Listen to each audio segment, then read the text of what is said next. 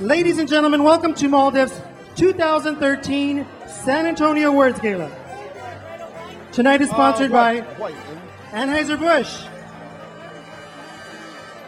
Southwest Airlines, Walmart Stores, the Sidley Austin Foundation, McDonald's, Sodexo, Toyota, and Univision Communications. Please join me in welcoming your Master of Ceremonies for this evening, Emmy Award-winning journalist and TV host, John Quiñones. Hello. Hola. Good evening. Buenas tardes. I'm John Quiñones. I do that TV show, What Would You Do, ¿verdad? So you've been warned. You know, we can put those cameras anywhere. If the person next to you passes out and you step over them to go get more wine, you're going to have to talk to me. Good evening. It's great to be back. My hometown. I grew up a few blocks from here in the west side of San Antonio. Thank you. Great. So of course I had to stop at Mi Tierra on the way in already, because there is nothing like San Antonio Tex-Mex food, certainly not in New York City where I live. Welcome to Maldives' 2013 San Antonio Awards Gala. I'm honored to be your host this evening. It's, like I said, it's good to be home. And before we get started, we have some important work to take care of. Tonight, we are honored to present someone who was bombarded by hateful and racist rants. In fact, we used some of his video in a show, in a scenario we did on What Would You Do? And I did a piece on this young man on Good Morning America.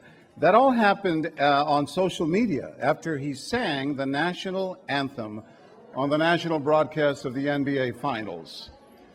Now, this young man took the high road, and he responded by stating that these were his words. He said, "Please don't pay attention to negative people. I'm an American living the American dream."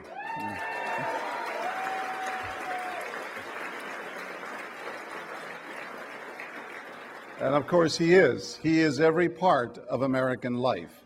Ladies and gentlemen, to sing our national anthem, please welcome San Antonio's own Sebastian El Charro de Oro. Sebastian.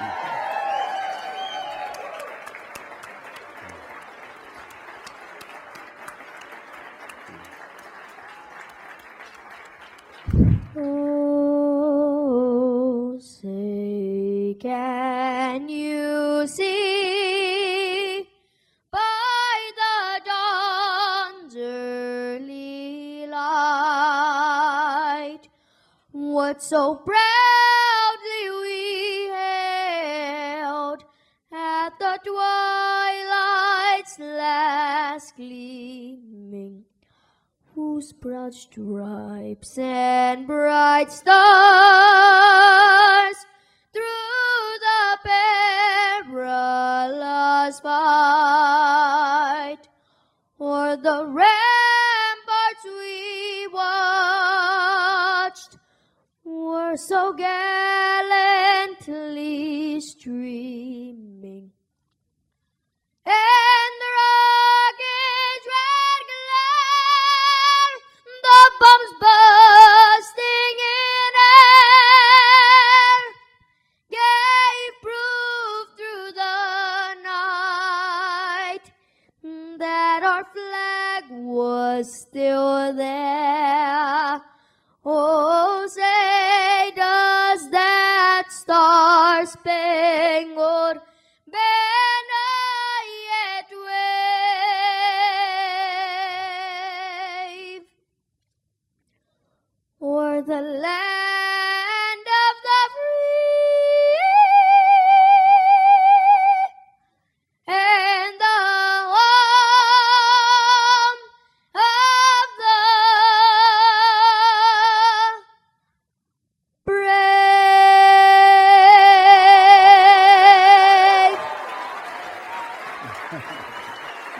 Sebastian, thank you, son. So proud of you. So proud of you. Thank you. Absolutely amazing. Wow. Thank you, Sebastian, for sharing your wonderful talent with us tonight. And now to proceed with our program, we come together as a community, not only to celebrate MALDEF's hard work over the past year, but also to pay tribute to our distinguished honorees. On behalf of MALDEF, I thank each of you for joining us. Tonight would not be possible without your support. MALDEF was founded at a time when the Mexican-American community was being subjected to blatant discriminatory treatment. We made significant gains in the area of civil rights in this country, but we still have a long, long road ahead, and MALDEF will continue to fight that good fight. Sometimes we have to look back to see how far we've come. So let's look back to the year 1968. The peace movement in this country had continued to grow, and more Americans were against the war in Vietnam. And riots led by students were happening on college campuses throughout the country. On March 6, 1968, Latino high school students in Los Angeles staged a citywide walkout protesting unequal treatment. Students were routinely being punished for speaking Spanish on school property. They were not allowed to use the bathroom during lunch, and they were actively discouraged from going to college. On March 10, 1968, Robert F. Kennedy placed a piece of bread into the hands of Cesar Chavez, ending his 25-day fast in Delano, California. On April 4th, 1968, our country suffered a great loss. Civil rights leader Martin Luther King Jr. was assassinated in Memphis, Tennessee. And 2 months later, on June 5th, 1968, Senator Robert F. Kennedy Jr. was giving a speech at the Ambassador Hotel in Los Angeles. Standing next to him during his speech was a young woman named Dolores Huerta, the co-founder of the United Farm Workers of America. That evening, the senator was assassinated. 1968 was also the year that MALDEF was founded, right here in San Antonio. Yes.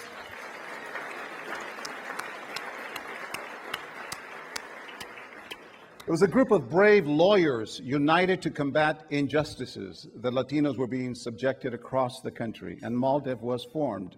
Now, 45 years later, we come together to celebrate MALDEF and many of its accomplishments. To speak about the work of the local office, I'd like to introduce MALDEF Southwest Regional Council. But before I do that, I'd like to tell you a little bit about him. Since joining MALDEF in 2003, he has become a leading litigator and advocate in the area of civil rights, with a focus on education impact litigation on behalf of Latinos. He serves as MALDEF's lead counsel for low-income and English language learner children, challenging the inadequacy of the Colorado school finance system. He works on behalf of the Dreamers and intervening to defend a challenge to this state's in-state tuition law for undocumented workers and immigrants. And English language learner children suing, he helps them too, kids suing for quality language programs and monitoring in Texas. Please join me in welcoming MALDEF's Southwest Regional Counsel and a very busy man, Mr. David Hinojosa. David.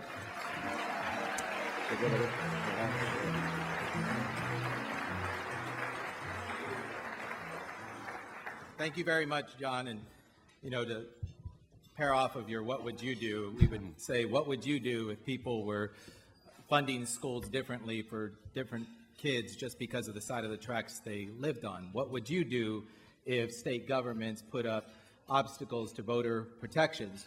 What we would do is sue.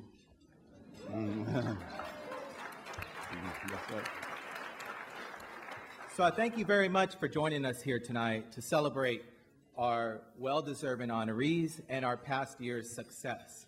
I also want to thank our MALDEF board members, our GALA committee, and our development office for putting in countless hours to help make this event successful.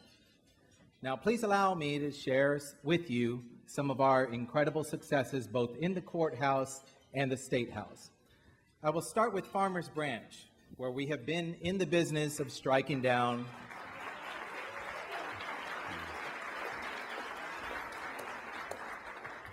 That's where we've been in the business in striking down their local anti-immigrant ordinances since 2006.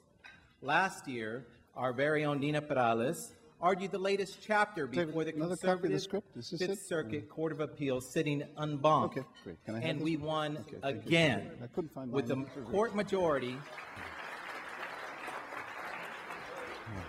With that conservative court majority opening their opinion with the statement, quote, "America's history has long been a story of immigrants," and concluding that the city's regulation of non-citizens living in the United States was contrary to federal law. And speaking of places that don't seem to know when to quit, let's turn to Arizona. In Arizona, where we challenged their proof of citizenship requirement for federal voter registration by mail. And after we won, not once, but twice in the Ninth Circuit, Arizona appealed to the U.S. Supreme Court, hoping that that conservative court would side with them. And this June, we won again.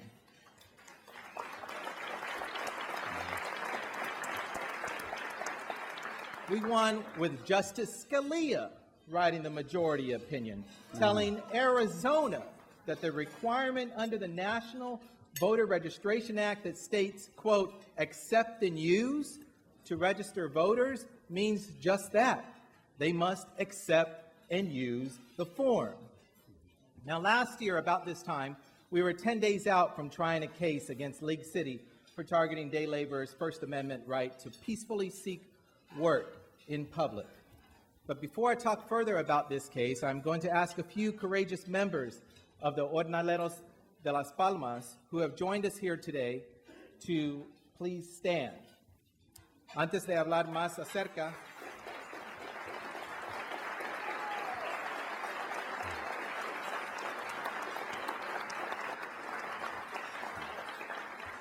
and Francisco Arguellas, who also helped represent the Jornaleros out there, I'd like for you to stand as well.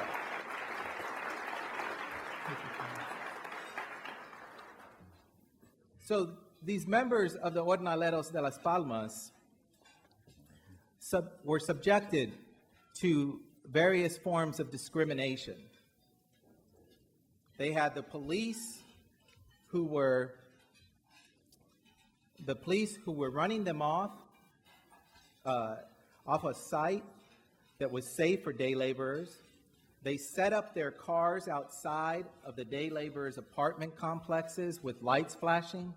They harassed them in convenience stores and coordinated sting operations where they arrested the day laborers. In response, these brave men didn't cower. They organized and they formed the Jornaleros de Las Palmas.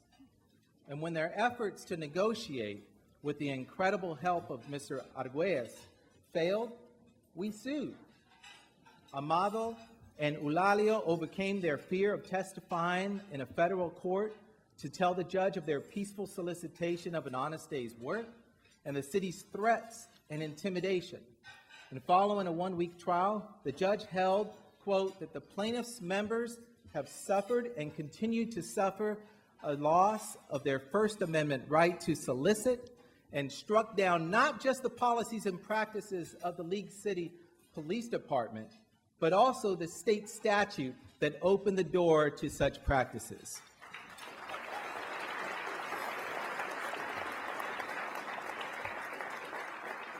Gracias a Eulalio, Amado y Pancho por darnos la oportunidad de representarlos.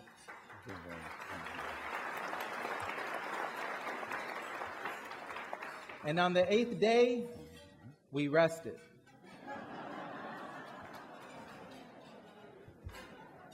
Well, not quite, because we had a school finance trial waiting in the wings. And when the trial judge issued his ruling following the 3-month-long trial, he spoke of the need to, quote, unlock the great potential in all kids. And the miracle and the promise of education is unlocking the potential in every child as you find them and allowing them to grow and achieve.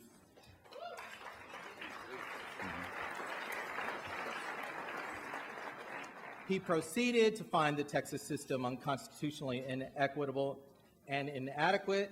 And is school finance ever over? Of course not. So yes, we will be back yet again in January for a 4-week trial to prove that the minor changes made during the 2013 session did not change the outcome of the case. And speaking of the 2013 legislative session, we wished farewell to our dedicated legislative staff attorney for the last 9 years, Luis Figueroa.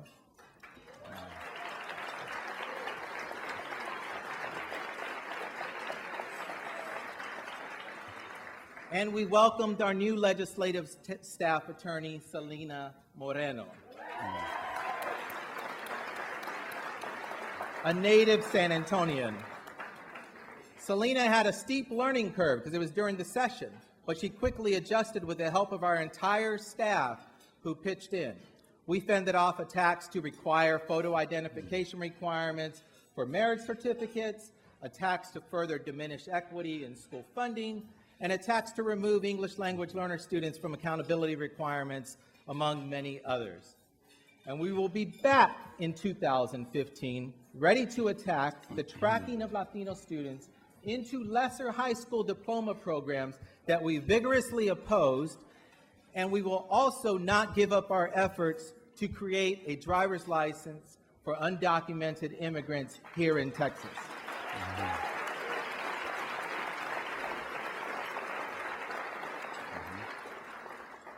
And who makes this happen? Because I certainly don't do the work alone.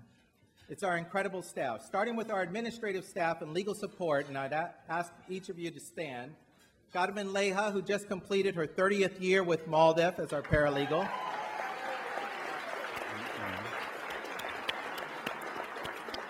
Isabel Pina, who has worked more than 25 years for MALDEF.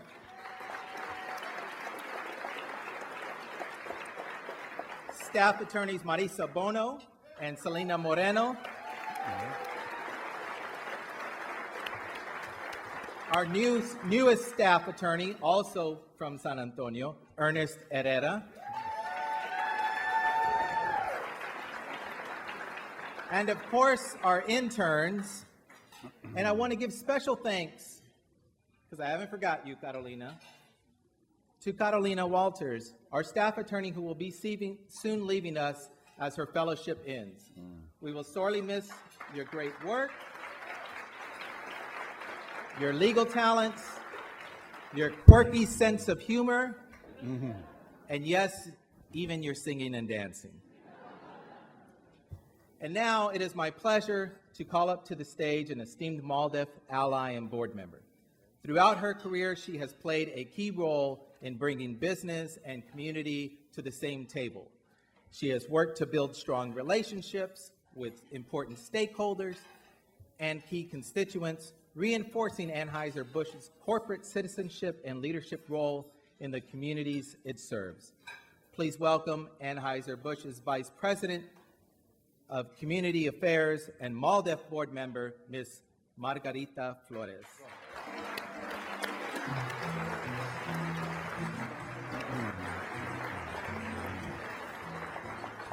Good evening. I am delighted to be back in San Antonio and particularly happy to be at the 2013 Annual MALDEF Awards Gala. Like our previous speaker, I'd also like to acknowledge everybody who was involved in putting tonight's event together, from MALDEF staff, volunteers, to my colleagues on the MALDEF board, as well as the host committee. Let's give them a round of applause, please.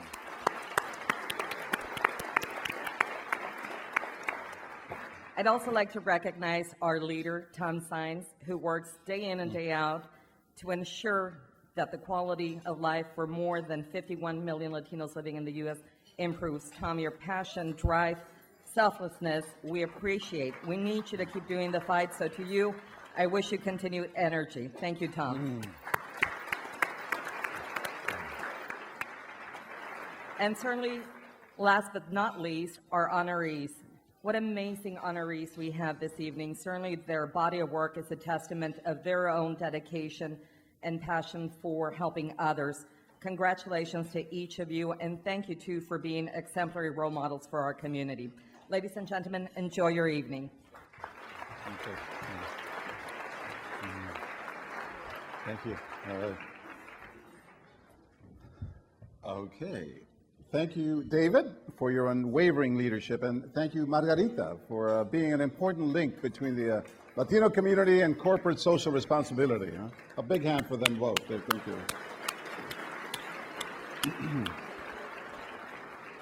And now it's time for the main reason that we're gathering here tonight. I'm delighted to present to you our first honoree of the evening. She is a person who has committed her life's work to ensuring that every child, especially those born into the most vulnerable of circumstances, has the opportunity to stand on a level playing field when pursuing their education. As all of you know, a person's professional success and socioeconomic status are strongly correlated with their early education. Through her tireless work, Dr. Maria Cuca Robledo Montesel has given and continues to give our children a fighting chance at this success by educating community leaders and educators in the areas of bilingual education, school holding power, and parent leadership. Let's take a look at Dr. Montesel's video profile.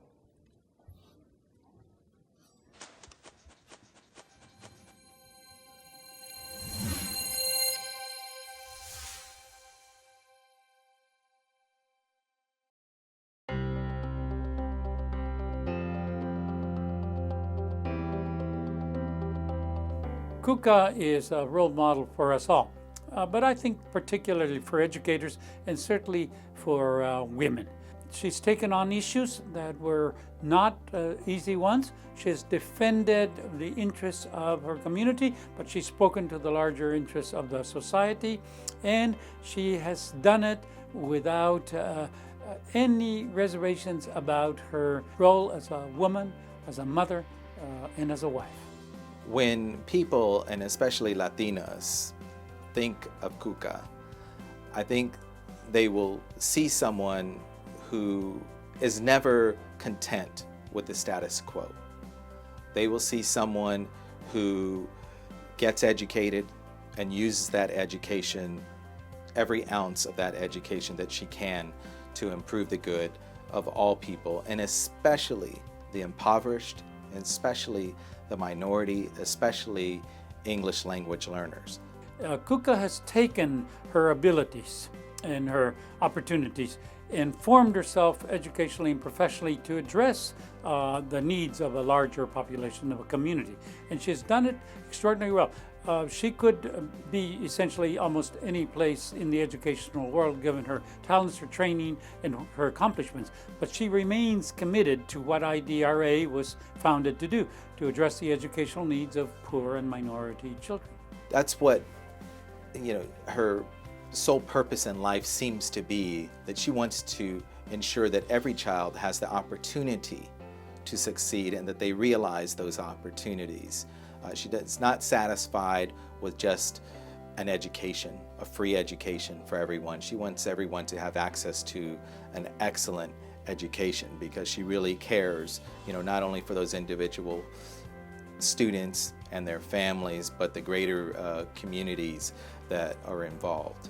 Cuca is a dedicated, determined, and immensely resourceful person who has communicated that dedication to her staff, who has made it contagious in the people that work with her, and in very difficult economic moments, political moments, she's been extraordinarily resourceful in finding ways to address exceptional challenges that we have in education. Cuca is the type who not only has the brilliance and the education behind her, but is also an incredible communicator as well. So she can tell you, from her dichos to her stories that she shares, she's always trying to communicate the purpose, and she can do that across a broad degree of audiences. Cuca's legacy was that she took that organization and grew it, improved it, and gave it a permanence. It will live on for a long time. And her and Pepe's concerns and interests in the well-being of our community are going to be sustained as a consequence of Cuca's work. All right.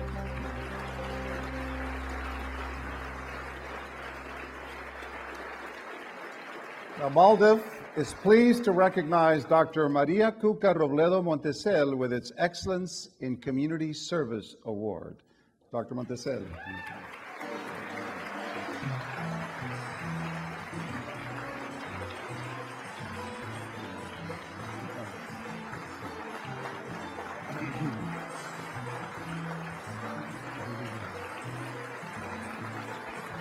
All right, Cuca.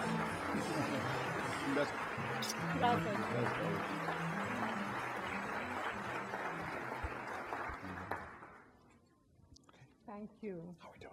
Okay. Buenas tardes. Good evening. You know, hearing Sebastian's beautiful rendition of the national anthem this evening underscores for me that Latino youngsters like Sebastian are not only America's future, they are also, thankfully, America's today. Let's hear it again for Sebastián de la Cruz.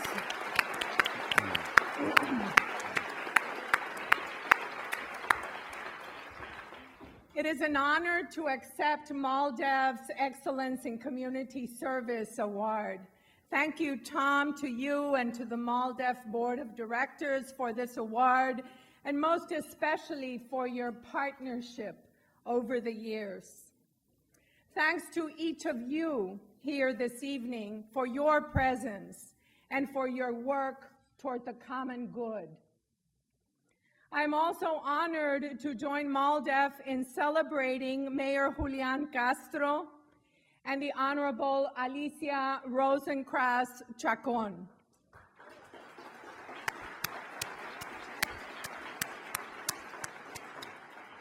Felicidades, Alicia. Your tenacity, your foresight, and your accomplishments are an inspiration to so very many of us. Gracias.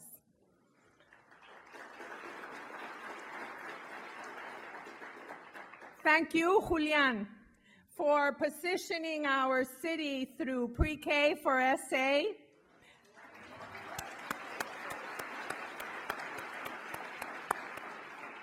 as an exemplar for Texas and the nation on the importance for public support for public education. Also, kudos to you, to Councilman Bernal, and to San Antonio for defeating bias.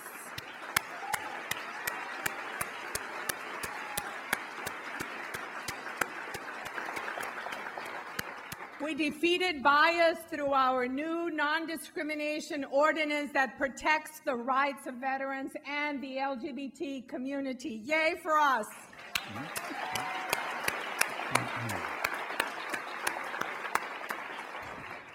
We know, of course, that we can only move forward together. I am blessed with the love and the support of my family. My husband, Lucas Montesel, is here with me this evening, and we are joined by members of the Robledo clan that are in that table. I'm so grateful to all of you, and I love you, Lucas.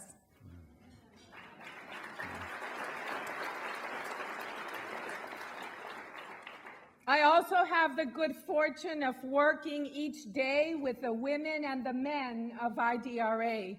Thank you to my IDRA family. If you guys would please stand up.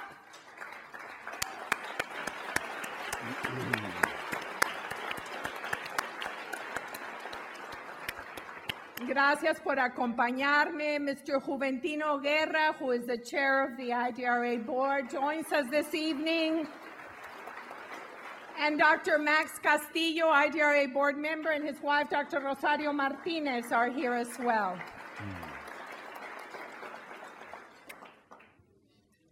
At IDRA, we have an unshakable conviction that all children are valuable.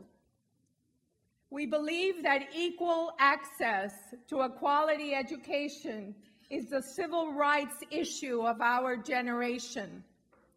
And we work in every way to make equal educational opportunity a reality. But disparities and gaps continue to divide America. In Texas and across the United States, if you are a Latino student, you are very likely to attend a high poverty, segregated, underfunded school. All too frequently, our children and our families are relegated to lotteries and to waiting for Superman instead of having regular access to high-quality neighborhood public schools.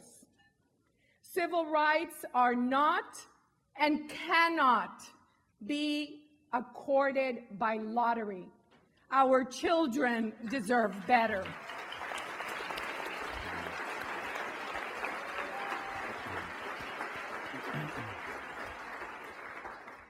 We know that our kids of any color and in any language, with or without immigration papers, are valuable.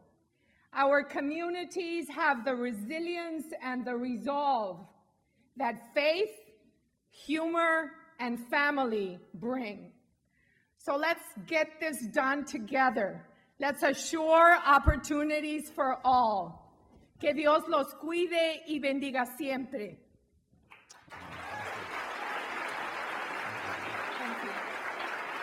Thank you.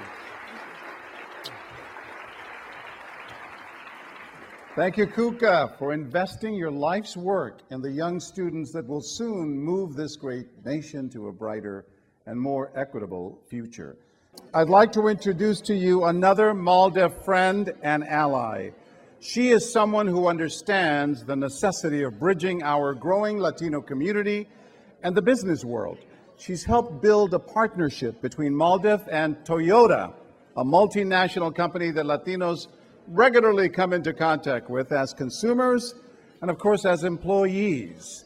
Please welcome the Director of Government Relations and External Affairs for Toyota, Texas, Mr. Mario Lozoya. Mario. All right, Mario. Thank you very much. Thank you very much. Buenas noches. Like Mr. Quiñez says, my name is Mario Lozoya, Mario Alberto Lozoya Galván. Soy hijo de México, nacido en Río Bravo, Tamaulipas. Wow, gracias. Raised in McAllen, Texas. Active duty Marine, 23 years of service, Iraqi war veteran, and now proudly serving for Toyota, Texas. Thank you for having me.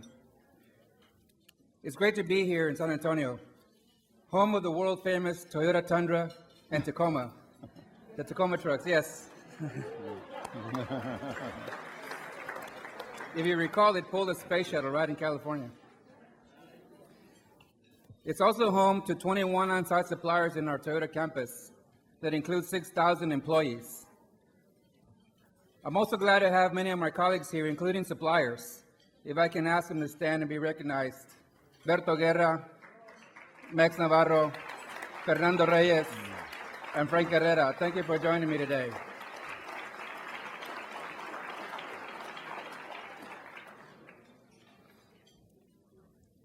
So like I said, we have 21 non-suppliers on the facility with 6,000 employees in the manufacturing facility.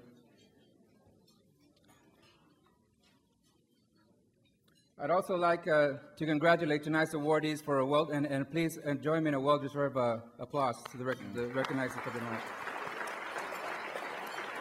It's no secret that the economic and political social influence of our community is growing rapidly, and it's here to stay. For example, did you know that for the first time, Latinas have exceeded non-Hispanic females in college enrollment? And did you know that our aggregate buying power will be $1.5 trillion in just 2 years? Well, at Toyota, we have known that all along and have been working with and on behalf of the Hispanic community for many years. It is also the reason Toyota is and has been the #1 automaker of choice among Latinos for the past decade. And it's a relationship we honor and intend to retain it. We also feel passionate about giving back to our community, the Hispanic community.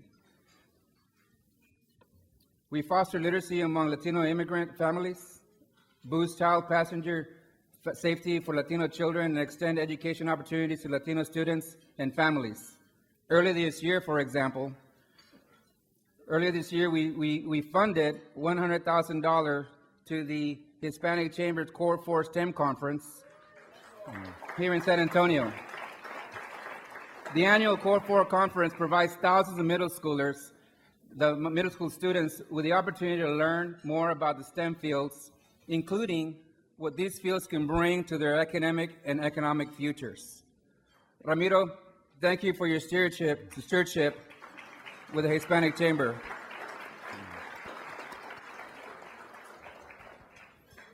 And also my colleague here, Rudy Reina, for helping us with that program, and I know we'll grow it.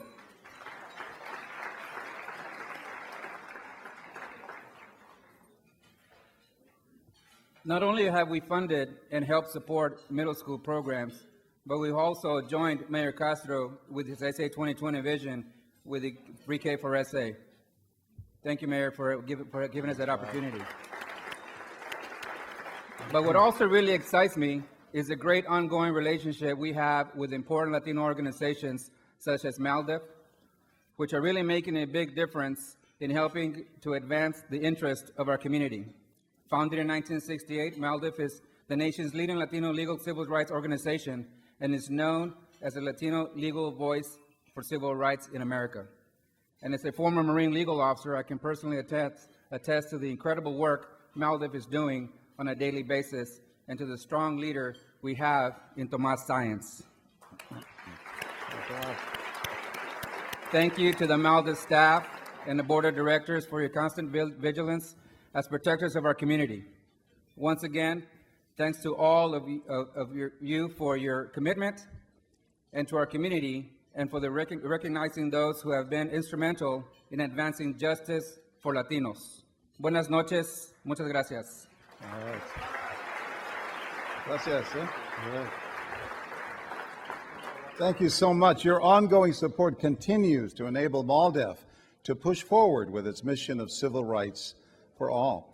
Ladies and gentlemen, now please help me welcome to the stage a Maldefian whose work has left an indelible impression in MALDEF's history.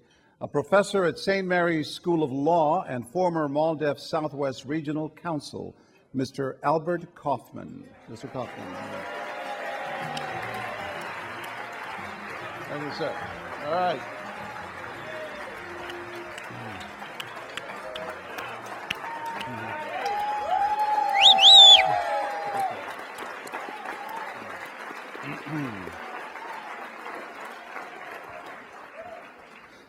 They asked me to speak because there are very few people who know about Mayor Castro. I think maybe I'm one of the few who knows both Matt Garcia and Julian Castro, so maybe that's why I'm here. Got out of MALDEF. My first job was at the state capitol working for Matt Garcia during the Constitutional Convention, and Matt was working trying to get a constitutional amendment making education a fundamental right under the Texas Constitution. It's been a slow jog, but we'll get there eventually. Matt was a very strong politician. He started the Mexican-American Caucus. He was dedicated to our community. He was always working for us, and I am sure that if he were here today, he would just be so proud of Mayor Castro. So thank you very much for being here with us. Matt Garcia told me about a job at MALDEF, and I went to work at MALDEF. There were 4 applicants. The first 3 were Mexican-American, and I was the 4th. None of them could do it, so I got the job. So the first, I came, and I had a wonderful law clerk. My first law clerk at MALDEF was Frank Tejeda, who I think has done fairly well in politics, as you all know. My first job was working on deed records with a woman who used to be an officer in the Razonita Party. And we'd go and we'd move around all these deed books in San Antonio and then in Corpus. And she was a little trouble one day. I said, "What's wrong?" She said, "Well, I just had twins. I think some of them are around here. These twins, they grew up. They were 2 months old at the time, and I met them, and come a long way, baby. Absolutely. No doubt." So we worked on the single member district case for San Antonio, and Frank Tejeda took me around. He was so sad that I was there, and he wasn't. He just hadn't passed the bar yet. So he introduced me to some people some of you might have heard of. A guy named Pete Torres talked about Texas politics, San Antonio. A guy named Albert Peña, right? Willie Velasquez, met Willie Velasquez. Jose Cardenas, met Jose Cardenas. Frank Herrera, met Frank Herrera. And all these people, I came in and Frank Tejeda would introduce me. He said, "This is the new MALDEF lawyer," and they all go, "Adios, Mios." And I said, "Why are people saying goodbye to Mios all the time?" But nevertheless, I met them, learned a lot. Gloria Cabrera helped me a lot, and I think that the mayor has taken parts of all of these leaders. He has the passion of Henry B. Gonzalez. He has the sort of soft, suave, political way of Henry Cisneros, the strategy and accountability of Willie Velasquez, who said we have to keep our people accountable. And then there's one other person I think had a little bit of an influence, a woman named Rosie. So of all these, Rosie was the greatest influence for sure. I was there when Julian gave the speech at the Democratic National Convention. As you might guess, there were tears all over the room. It was not a tea party, as I recall. It was sort of another type of party. Tears everywhere, and we were all very just touched by it. But the moment we loved the most was the hair flip. Who could forget the hair flip? So Julian, even the mayor can be outdone by a 3-year-old. Don't forget that. So he is a wonderful leader. We're going to watch him. We're all trying to support him. Remember, no one is perfect. We're going to have to both be supportive and be understanding. And we have just a wonderful person here. We're so glad to honor him. So let's take a look at Mayor Castro's video profile. And thanks to MALDEF for letting me say a few words. Thank you.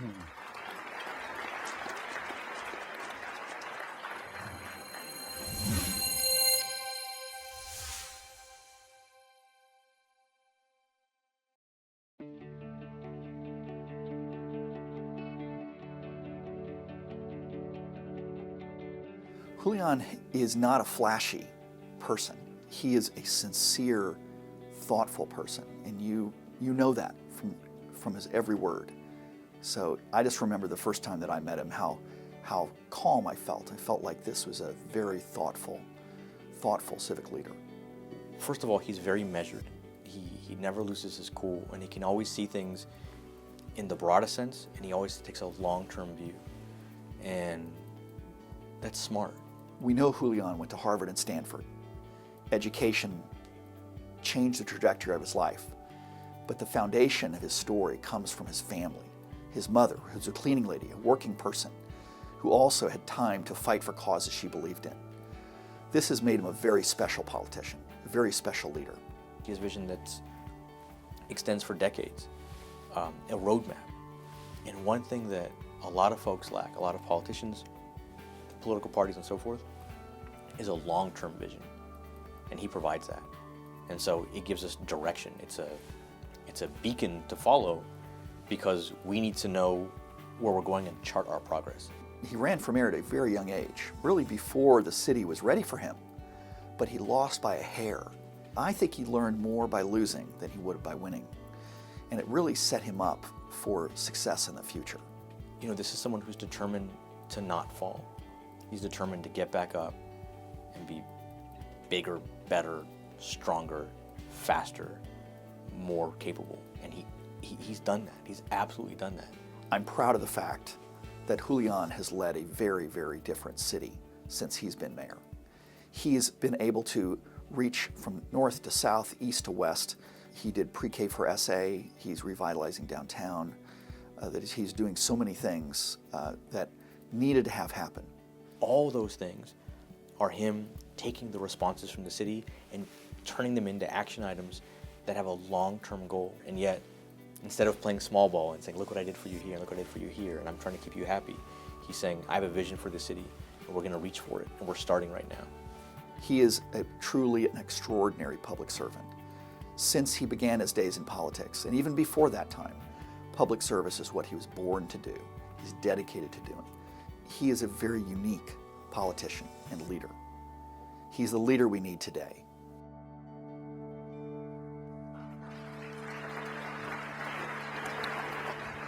It is now my great pleasure to present Mayor Julian Castro.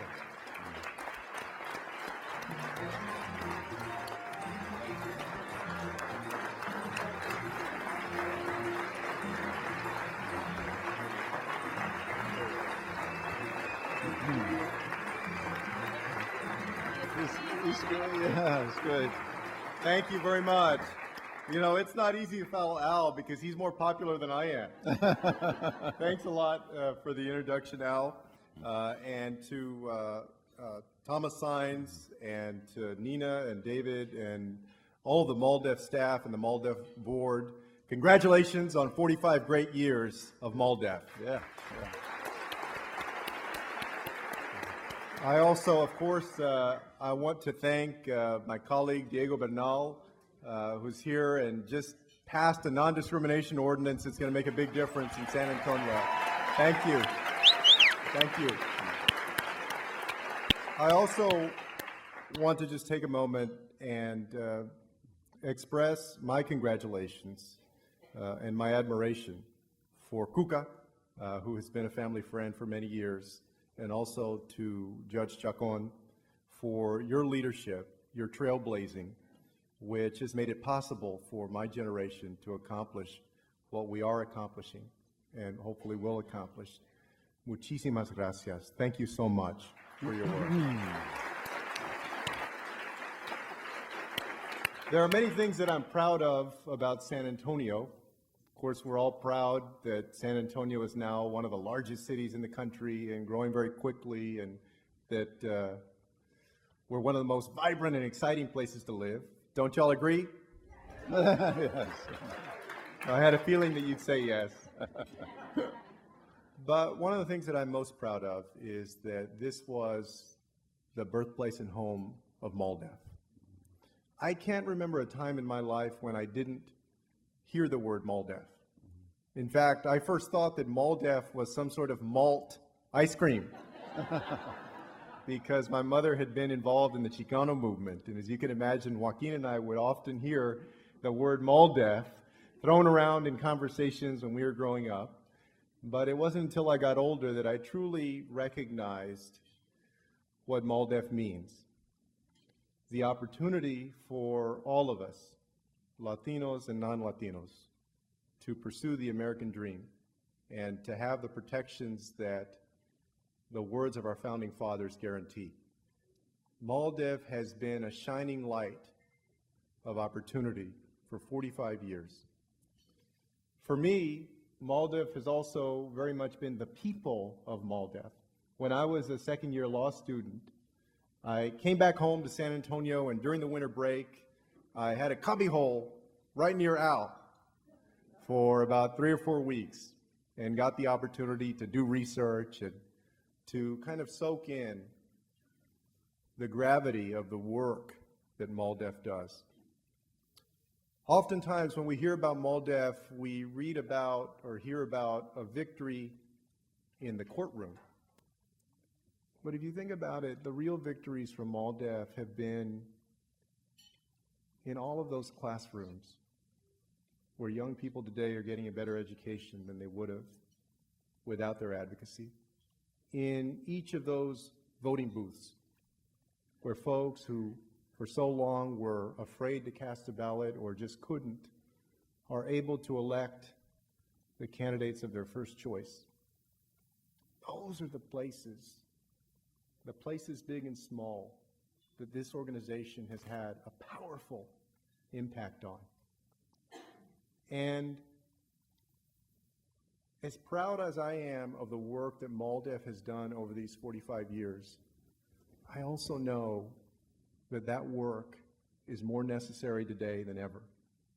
When we look around the nation at places like Arizona and Alabama and Georgia and certain parts of Texas too, we know that they have a relevance that is still very high. We also know that this generation, my generation, we are all children of MALDEF. The opportunities that we have had have been in part because of their hard work. I'm proud to be here tonight with my wife, Erica, and with a babysitter tonight, a couple of miles from here, is our daughter, Karina. She's the one that did the hair flip.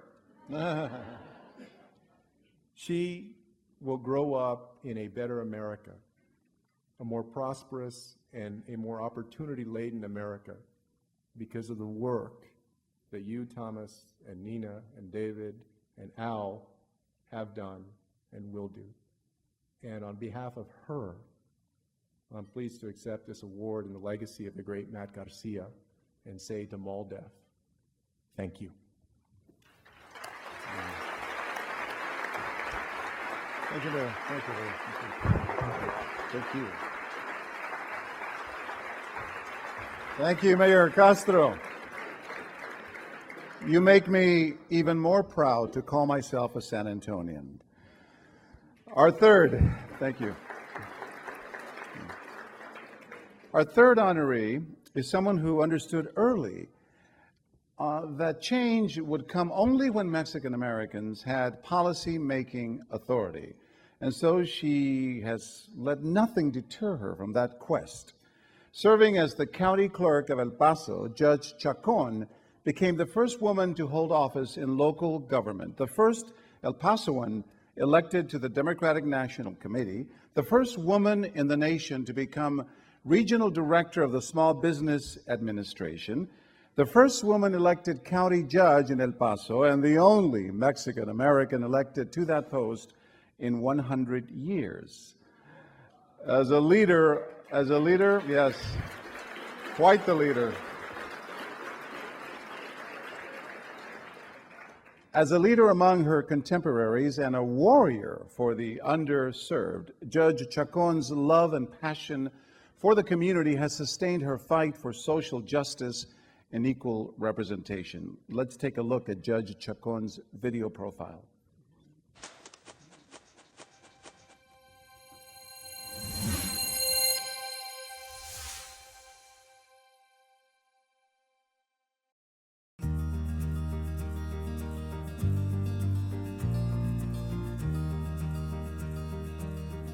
If you grow up in El Paso, and certainly if you care about social justice in El Paso, it's impossible not to know Alicia Chacon.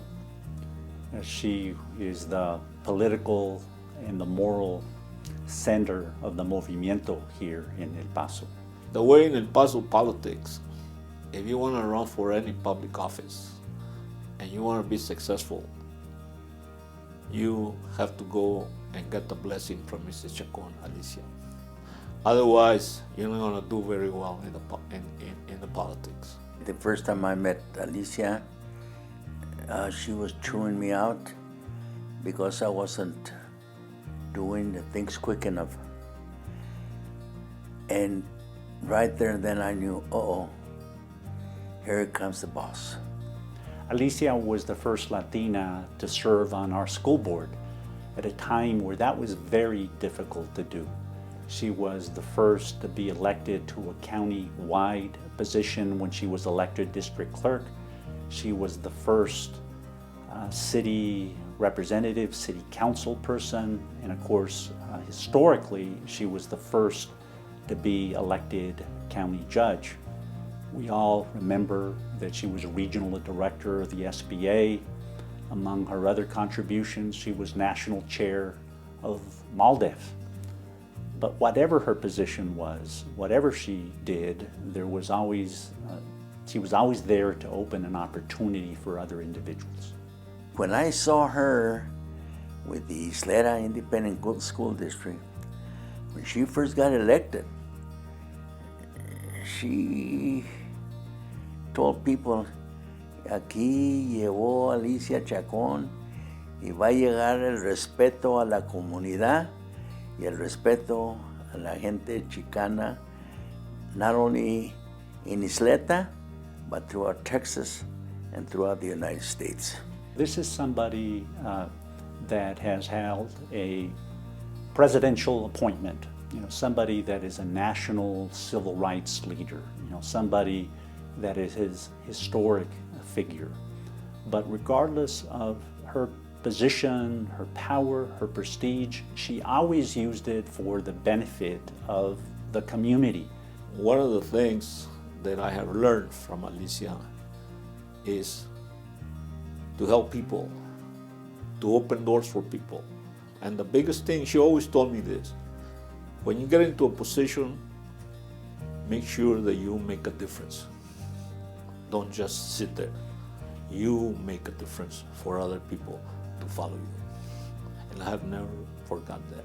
Alicia deserves this award for a lifetime of achievement, a lifetime of commitment, a lifetime of sacrifice.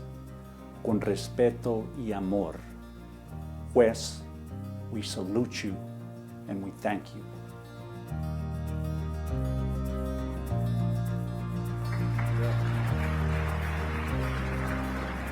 Please join me in welcoming to the stage MALDEF's 2013 recipient of its Valerie Cantor Award for Extraordinary Achievement, the Honorable Alicia Rosenkrantz Chacon.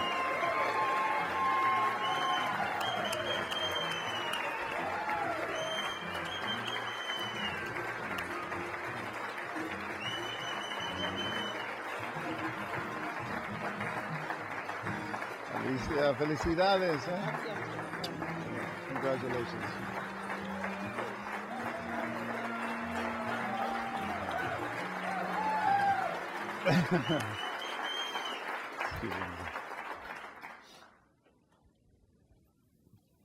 Hermanos y hermanas,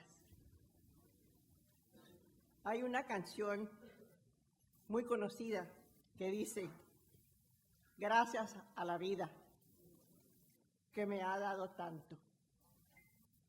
Les aseguro que esta noche yo me siento profundamente agradecida. It is with a great deal of humility and pride that I accept this award.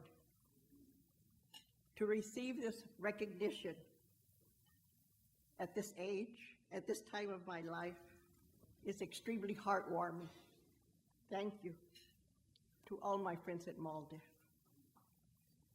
First, I would like to say that I have been blessed all of my life with a loving family, and my children are here with me tonight, and an extended family of friends, many of whom are here with me tonight. Many of you have worked with me over the years and have helped with our task. The recognition tonight belongs to each and every one of you. What has been accomplished, we have done together. For no one travels alone. Over the years, we have traveled many miles together. We have faced many challenges in our struggle, in our lucha, en el movimiento for social and economic justice, for equality and civil rights, in our work to build a better America. I thank God for the love of my family and for the warmth of your friendship, because after victories and many disappointments, my joy throughout the years has always been with you, my friends who have helped me, and in many times pushed me into things. The memories of our causa brings me great satisfaction because win or lose, we kept the faith. Mantenemos la fe. Today, our challenges are just as great, but I believe we are better prepared. We have a history to look back upon, and I am pleased to say and to note that we have wonderful young people like Julian Castro to pick up the torch. They will certainly make the difference. I also want to add that although the world is more complex, or we think it's more complex, the reality is that equality remains quite simple. It is imperative that we remain united in our great work to ensure that equality has a champion, and that equality is not only the law of the land, but the reality of this land.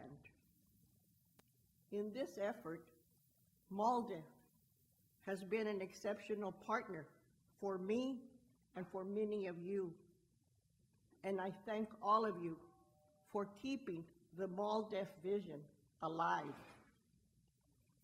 In closing, let me quote a great friend, Cesar Chavez.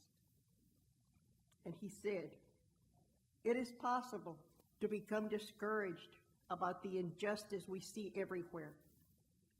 But God did not promise us that the world would be humane and just. He gives us the gift of life and allows each of us to choose the way we will use our limited time on earth.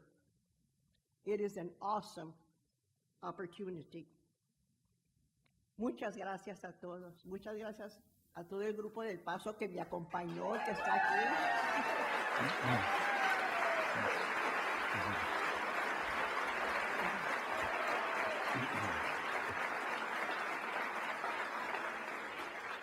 Que Dios los bendiga y que viva MALDEF.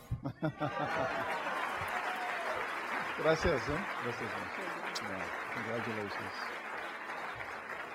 Muchas gracias. Thank you, Judge Chacon, for your inspiration to all of us. Now I have the distinct pleasure of introducing MALDEF's president and general counsel, Thomas Saenz. Tom is one of our nation's most respected and experienced civil rights lawyers, and he's responsible for many of MALDEF's renowned settlements and courtroom victories on behalf of the Latino community. So please join me in welcoming MALDEF's president and general counsel, Thomas Saenz. Tom.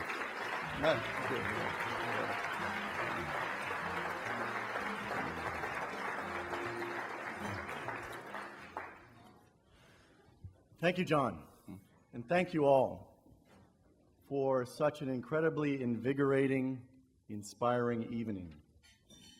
The energy in this room is astounding. And I know in Texas, it is the oil and gas capital, but when I speak of energy, I'm not talking about fossil fuel.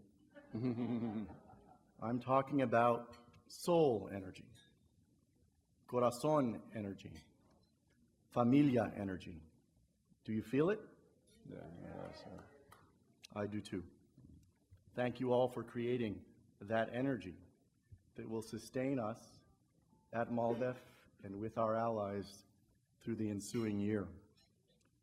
Of course, contributing to that energy, let me thank our Master of Ceremonies, John Quiñones. Oh, thank you, Tom. Thank you. Thank you. Thank you. Thank you. Thank you. When we asked you here, we knew what you would do, which is to ably lead this extraordinary evening of eloquence and inspiration. And of course, the spark to this evening was provided by Sebastián de la Cruz, whose beautiful voice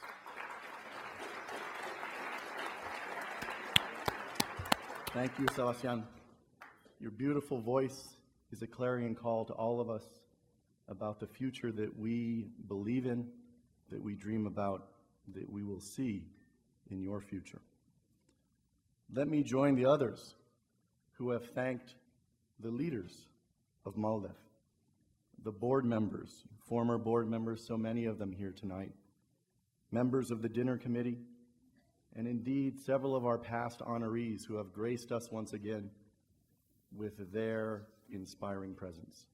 If I could ask our board members, dinner committee members, past honorees to stand so that we can thank you for contributing again to a wonderful evening.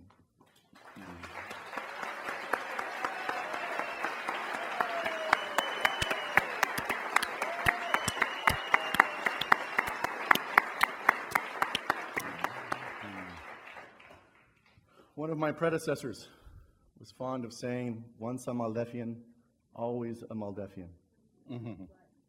Antonia Hernandez was always right, and never more so than when she coined that phrase. We are so privileged this evening to have not only many members of our current staff, acknowledged previously by David, but former staff members. You've heard, for example, from the legendary Al Kaufman. You've also heard another mentioned, who I want to mention as well, Diego Bernal, former MALDEF staff attorney. Diego, we are extremely proud of you for what you are doing and will do. And I tell you, brother, the only recall you need to be concerned about is recalling your Maldefian roots.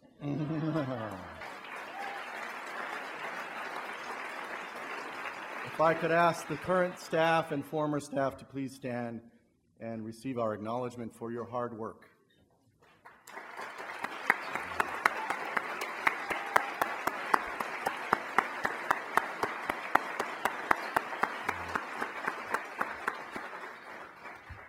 Of course, this evening was orchestrated by an accomplished crew led by David Damian Figueroa, our Vice President of Strategic Development, Cynthia Gutierrez, Stephanie Loera. Let me thank them and the rest of the team that have created such a wonderful atmosphere of energy and inspiration tonight.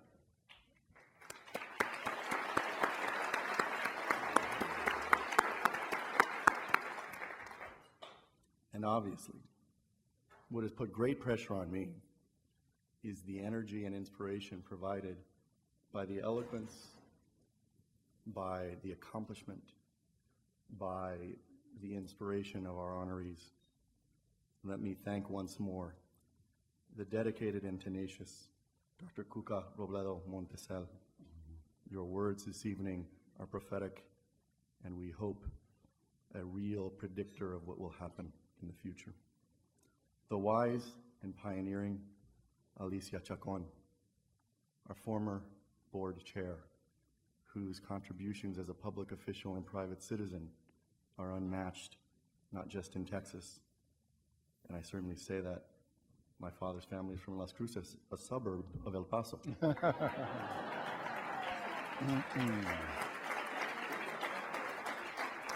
course, y'all understand that I flip that when I'm speaking in New Mexico. But not only in Texas and New Mexico, but throughout the nation. Thank you. And of course, the very smart and inspiring mayor, future national leader, Julian Castro.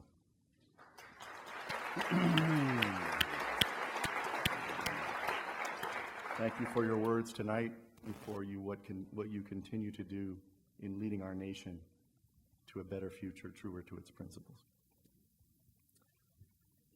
You know, a little more than 2 weeks ago, our nation celebrated the 50th anniversary, the golden anniversary, of the March on Washington for Jobs and Freedom, commemorated appropriately, auspiciously, by our first African-American president, among many others. And in focusing on that 50th anniversary, so much of the media has focused on that tremendous speech by our great orator, prophet, civil rights leader, Dr. Martin Luther King. It's characterized as the I Have a Dream speech. and the profound metaphor of the dream lives with us today, and particularly for our community, because our own esteemed, active, occasionally aggravating, but truly inspirational dreamers of today are those who carry the legacy of Dr. King's dream. But I am always concerned when we focus on "I have a dream" as the central element of his speech, because it focuses on I. But his dream was a collective dream, not only for the African American community, not only for minority communities, but for the entire nation. And his collective dream remains with us today. I wish that the media would focus more on the many occasions during that deeply inspiring speech that Dr. King talked about we, the collective we. Indeed, I focus, when I think about MALDEF, founded some 5 years after his iconic speech, on the words that he articulated about the ambitions of the African American community and more broadly our American community. He said, and I quote, "We are not satisfied, and we will not be satisfied until justice rolls down like waters and righteousness like a mighty stream." It's these words that I turn to in thinking about MALDEF, and more broadly about the role of the Latino community in 2013. And it seems appropriate, as we sit here some 20 yards from the San Antonio River, to focus on that mighty stream of righteousness and justice. What a powerful metaphor Dr. King articulated for us.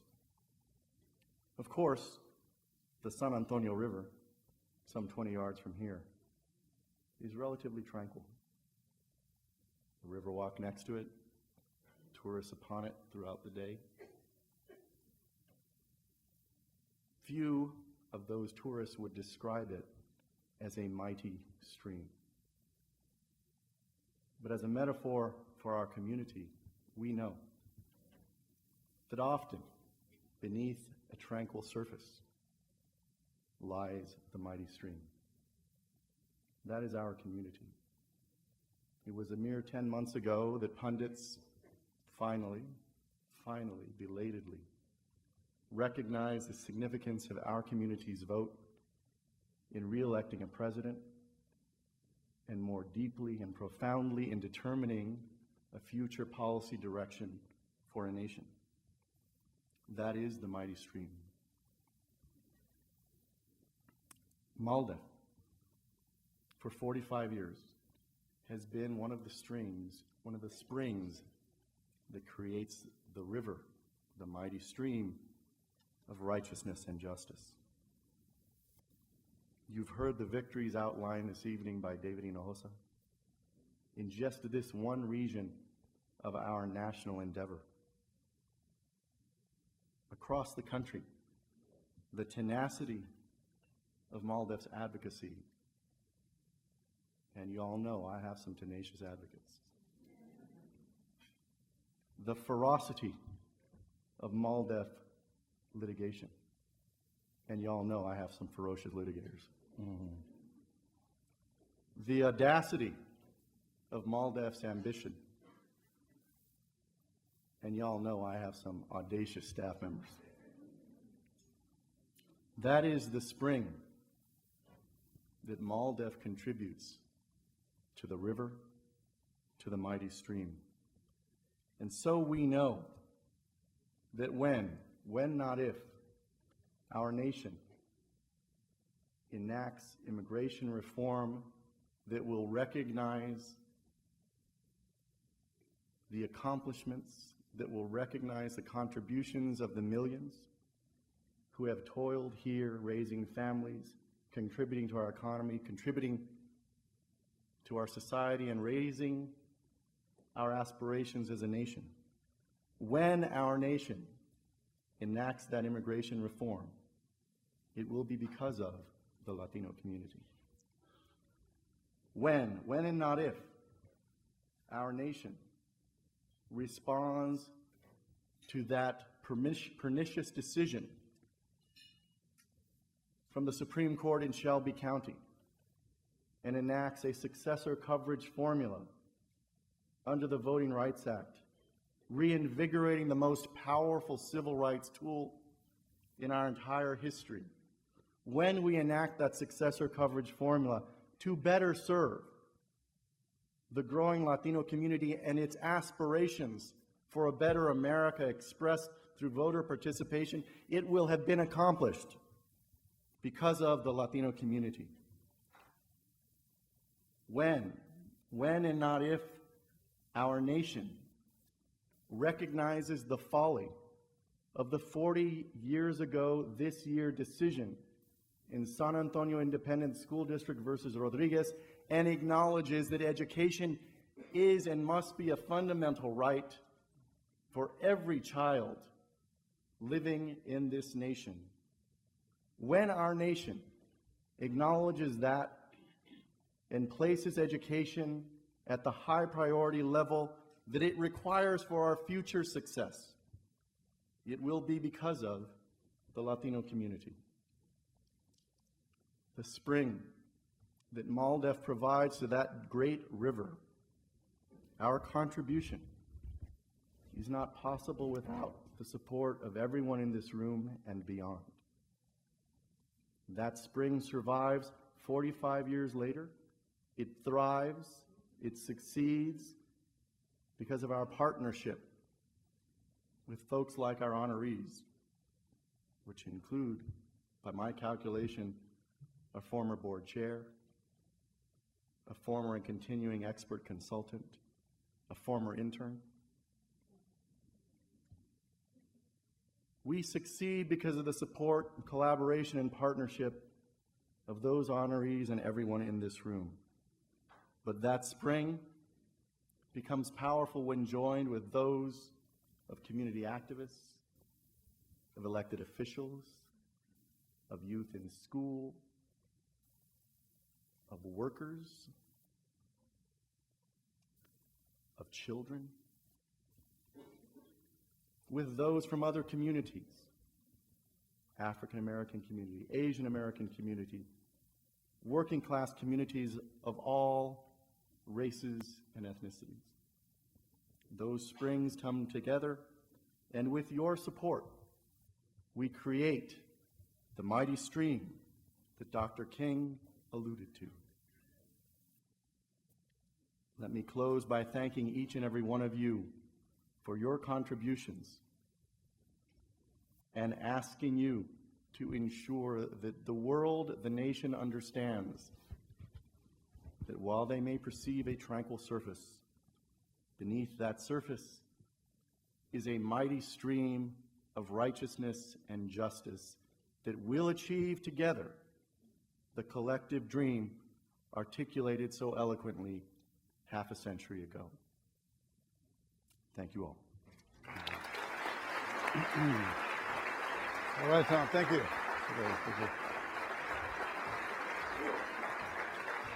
Thank you, Tom. Thank you. Mil gracias for your continued service to our community. Let's give another round of applause for each of the honorees tonight. Okay?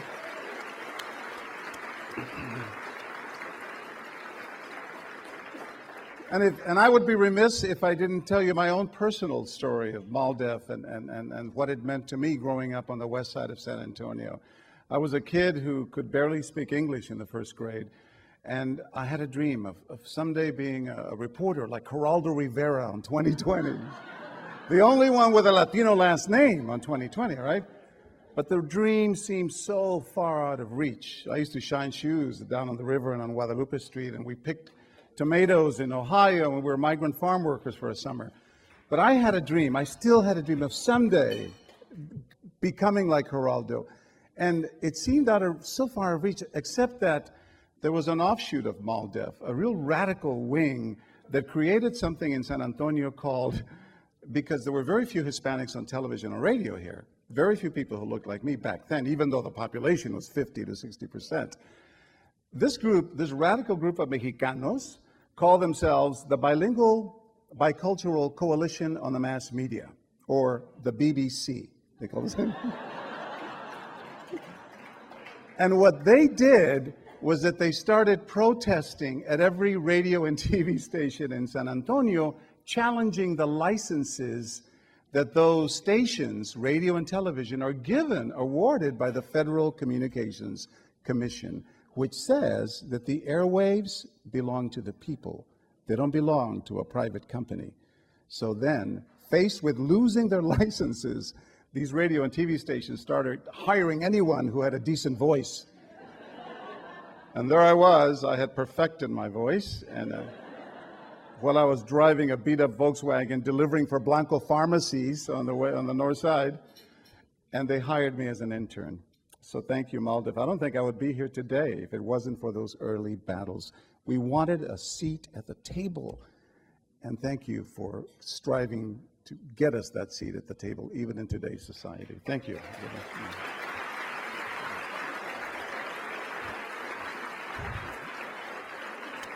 That completes our evening. On behalf of all our guests, and honorees, and the entire MALDEF team, have a wonderful night. Thank you for coming out to MALDEF's 2013 San Antonio Awards Gala. Buenas noches. Thank you. Very good night. Thank you. Thank you. Thank you.